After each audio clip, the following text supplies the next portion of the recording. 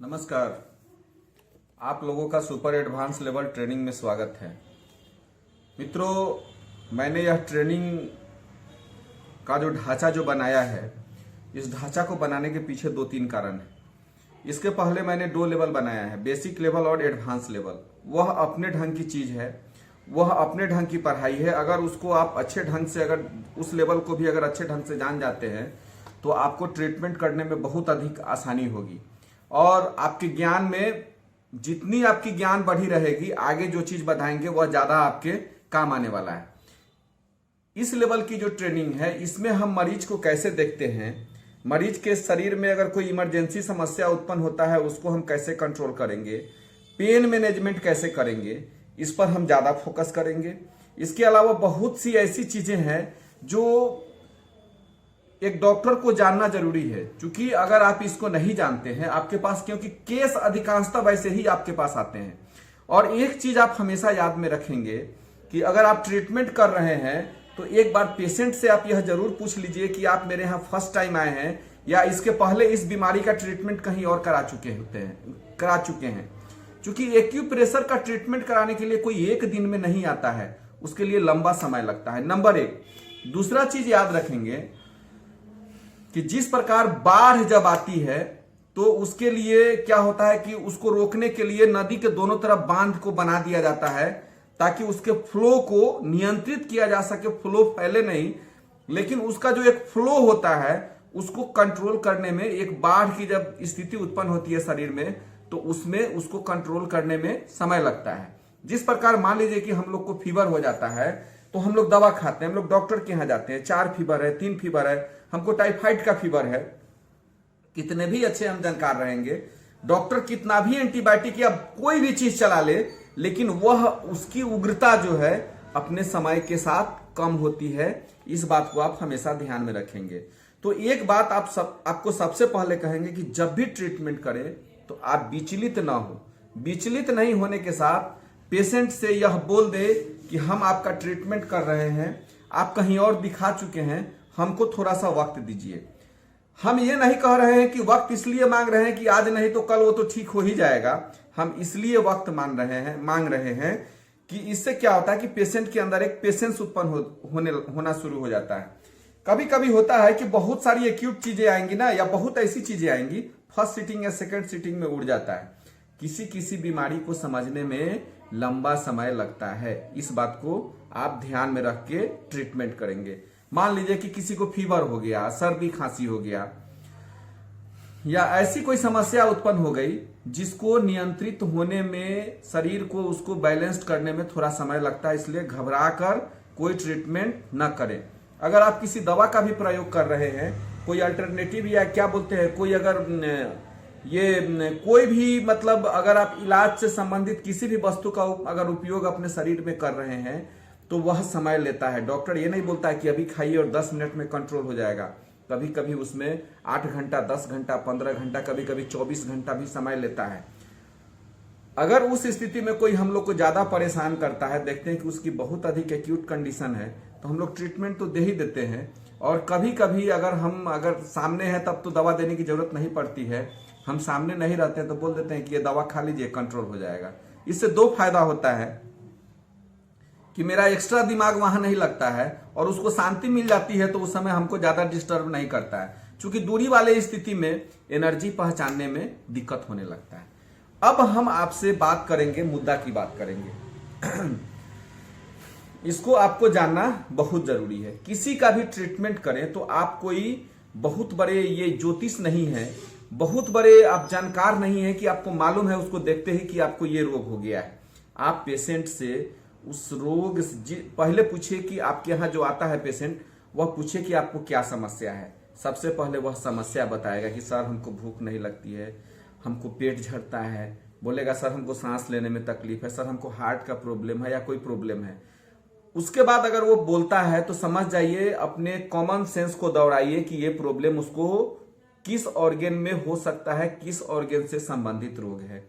Number 1 पूछ लीजिए। दूसरा बात, उसके दूसरा पॉइंट जो है उससे पूछने का, यह पूछिए कि आपने इससे पहले कहीं इलाज करवाया है क्या। अगर वह इलाज करवाया हो तो क्या करिए कि उसका जो भी रिपोर्ट है सारा रिपोर्ट मंगा लीजिए। अगर वो 2 साल से इलाज करवाया हो तो बोलिएगा कि चलिए हम आज आपको ट्रीटमेंट दे रहे हैं, रिलीफ तो हो ही जाएगा, लेकिन आप अपना सारा रिपोर्ट लेके आइएगा, जानना जरूरी है। तीसरा चीज जो हम लोग की नियमित दिनचर्या है उसके बारे में आप उससे जरूर पूछिए। नियमित दिनचर्या क्या है? हम लोग लैट्रिन रोज जाते हैं, उसके बाद है कि क्या बोलते हैं, यूरिन हम लोग रोज जाते हैं, खाना हम लोग रोज खाते हैं, एक समय तक हम लोग रोज सोते हैं।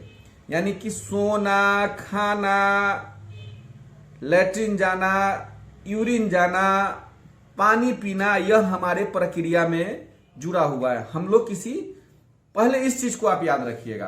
तो पेशेंट से आप उससे जरूर पूछिए कि आपको भूख कितना लगता है, भूख सामान्य लगता है या सामान्य से अधिक लगता है। इस बात को पेशेंट से आप जरूर पूछेंगे।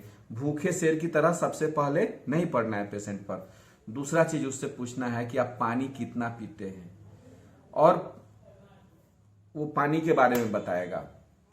उसका वजन शरीर का कितना है ये तो आपको जान लेना है। पेशेंट सबसे पहले आए तो उसका बीपी, पल्स, वजन, ये आपको हर हाल में जान लेना जरूरी है। उसके बाद आप क्या करिए,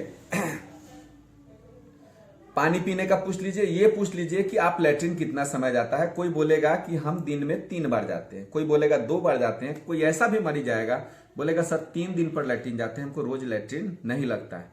तो ट्रीटमेंट की प्रक्रिया यहां चेंज हो जाती है। अब कोई बोल रहा है मुझे हार्ट में पेन हो रहा है सर, लेकिन लैट्रिन 3 दिन पर जाते हैं, क्या गेस करिएगा? उसको हार्ट डिजीज है क्या? आप उसको ईसीजी लिख दीजिएगा आंख मूंद के? नहीं, 3 दिन से लैट्रिन नहीं हो रहा है, इसका मतलब उसको सीवियर कंस्टिपेशन है। कंस्टिपेशन के कारण गैस बन रहा है, और हो सकता है कि गैस जो उड़ के है उसके जहां पर उसको खाली जगह मिल रही वहां पेन हो रहा हो, और उसके चलते उसको दर्द हो, और आप उसको एंजाइना पेन समझ कर ट्रीटमेंट करना शुरू करिएगा, रिजल्ट नहीं मिलेगा।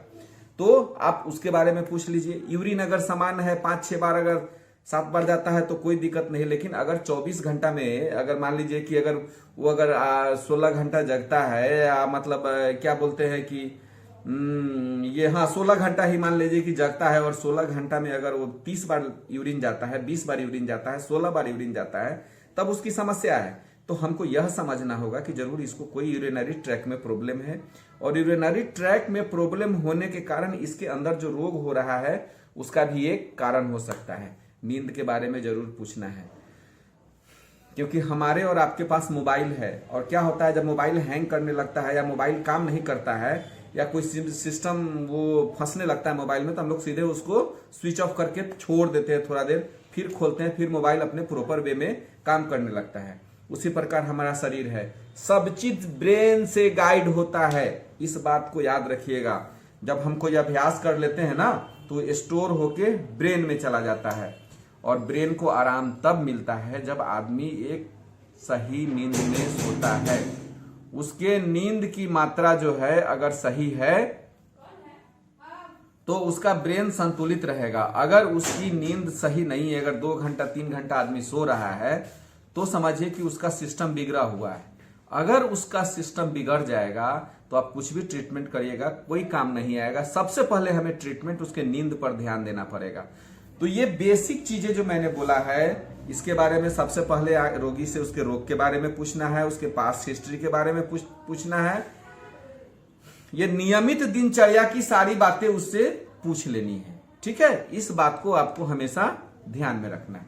उसके बाद क्या करना है, रोगी से पूछना है कि आप खाना जब खाते हैं तो कौन सा टेस्ट अच्छा लगता है। किसी को हिचकी की समस्या, और हिचकी कब आती है? जब वो मिर्च खाता है तब आता है। एक कंटिन्यू हिचकी आ सकती है। हिचकी के भी बहुत सारे कारण होते हैं। वो किडनी के कारण हो सकता है, स्टमक के कारण हो सकता है, हार्ट के हीट बढ़ने के कारण हो सकता है, स्पाइनल कॉर्ड में गड़बड़ी के कारण हो सकता है, ब्रेन से हिचकी की समस्या उत्पन्न हो सकती है। तो जब हम पूछेंगे ना पेशेंट से इससे संबंध में, किसी भी संबंध में जब टेस्ट पूछेंगे तो टेस्ट से संबंधित है कि मान लीजिए कि अगर हमको मिर्च बहुत अधिक आने का मतलब है यांग हॉटनेस बहुत अधिक बढ़ा हुआ है शरीर में, और उसकी डिमांड अगर बहुत अधिक हो रही है, उस स्थिति में जब तक उसके टेस्ट को बैलेंस नहीं करेंगे, टेस्ट को जैसे ही समझेंगे उसके बीमारी से वह मैच कर जाएगा। इस बात को भी आपको नोट करके रखना है। टाइम पूछ लेना है, ये बीमारी पूछ लेना है, पास्ट हिस्ट्री पूछ लेना है, उसका पल्स बीपी ये सब नाप लेना है और उसकी ये सारी हिस्ट्री आपको जाननी जरूरी है। अगर आप उसके हिस्ट्री को अच्छी तरह से जान जाते हैं, उसके बाद आप उसके वजन को नाप लीजिए, वजन को नापना जरूरी है, उसके हाइट को नाप लीजिए। यह आपके ट्रीटमेंट करने का स्टैंडर्ड तरीका। इन सभी चीजों को जांचने के बाद आप अगर समझ जा रहे हैं कि इसको, और उसके बाद इतना करने के बाद आप क्या करिए, तो आपने ये बाहरी चीजों को जांच लिया, उसके बाद आप क्या करिए कि अगर उसके पास कोई रिपोर्ट क्लिनिकल तत्कालिक नहीं है तो 2 चीज आप हर हाल में जांच कराएं। 3 चीज, 3 बातों को हमेशा ध्यान में रखें। सबसे पहले उसका जांच कराएं ESR, ये CBC ESR, क्या कराना है उसको, CBC। सबसे पहले CBC कंप्लीट ब्लड काउंट का जब जांच कराएंगे तो उसके हेमोग्लोबिन, एस्नोफिल, प्लेटलेट्स सारी मात्रा समझ में आने लगेगी। और उसके बाद जांच कराना है आपको ESR। और तीसरा चीज है शुगर, चाहे मरीज बच्चा हो या मरीज सियाना हो। तीन चीजों को डायग्नोस करके देख लेना है, कहीं ऐसा तो नहीं है। इसको तीनों को जांच लिख दीजिए जहां जांच कराना है। ये हो गया। उसके बाद क्या करिए कि मरीज को जब इतने सिम्टम को पूछ लेते हैं, बाद वाली रिपोर्ट तो उसको देखेंगे ही। उसके बाद क्या करिए कि जब भी आप ट्रीटमेंट करिए उसको, आपको उसका हिस्ट्री जब मालूम हो जाए, एक बार जरूर उसकी कलाई पकड़िए। इसके बारे में हम आगे के वीडियो में बताते हैं। तब तक के लिए नमस्कार, धन्यवाद, जय हिंद, जय भारत।